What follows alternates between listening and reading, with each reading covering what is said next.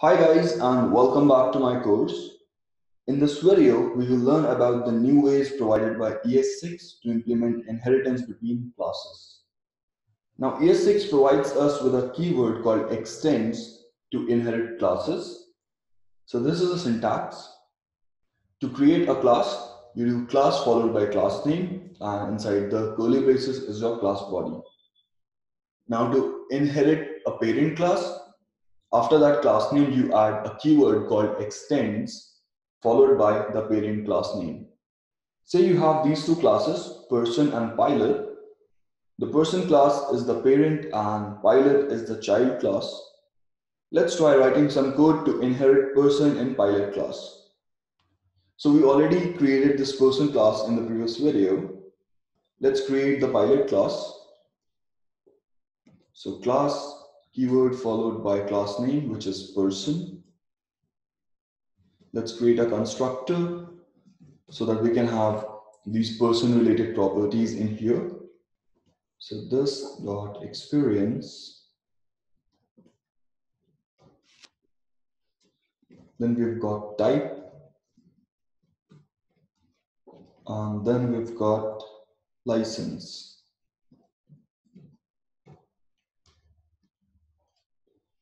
Now to initialize these values, we can pass some parameters to the constructor. So let's say experience, type, and license. And we can use these values to initialize our properties. So experience over here, type over here, and license over here. All right.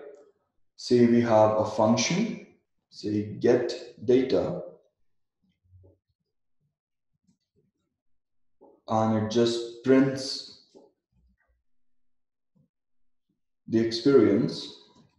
So experience, dollar, curly braces, and inside this we can have our expression. So experience and type, say dollar, curly braces, this dot type. Let's try creating an instance. So let's say constant John, new person. Sorry, we were trying to create a pilot class. So let's change this to pilot. So new pilot. And we can pass the values. Say experience of 28 years, type, say private jets, and license number, say Tango Charlie 1234. Now when we try to call this function get data, it should print the data in the console. All right, so let's save it. And as you can see, it's printing the data in the console, but experience is undefined. Oh, we did not give it a correct name, so it was experience. And now as you can see, we get experience, 28, and type, private. Let's try printing this object. So console log, say John. And as you can see, we get this object with some properties, experience, license, and type, and function get data. And inside this proto, we've got another proto object along with the constructor. So this constructor represents your constructor function of the pilot class. Now let's try inheritance.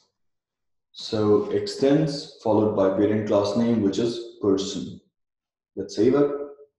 And as you can see, it gives us this error must call super function. So this is required. So basically what it does is the super function, it calls the constructor function of the parent class. So it will call this function. Now this constructor function, it requires name and birth year. So you can simply pass it to this super function. Say John Wick and say 1980. Let's save it. And as you can see, the error goes away. And when we expand this object, so it has experience, license, and type. Along with that, it also has name, year of birth, and get details function. So now it has access to all the properties and methods of the parent class. So to access something, you can simply do, say, like this. So this dot get details. So you can simply call that function. Let's save it.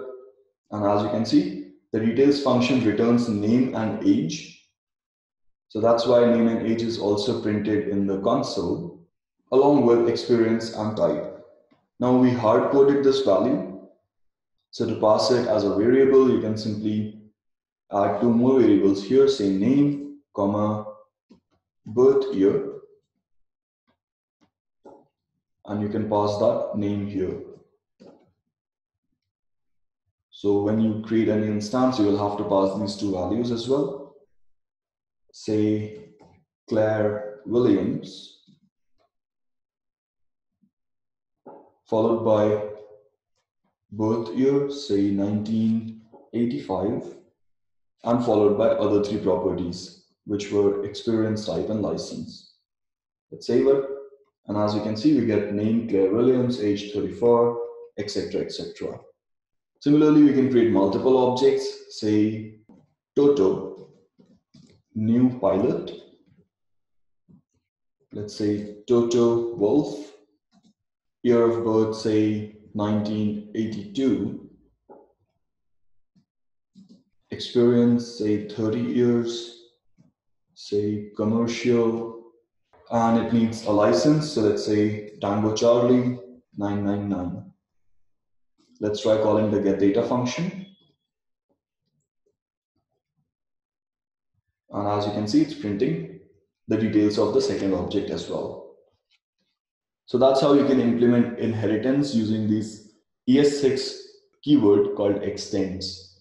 I hope this gave you a better understanding of implementing inheritance in ES6.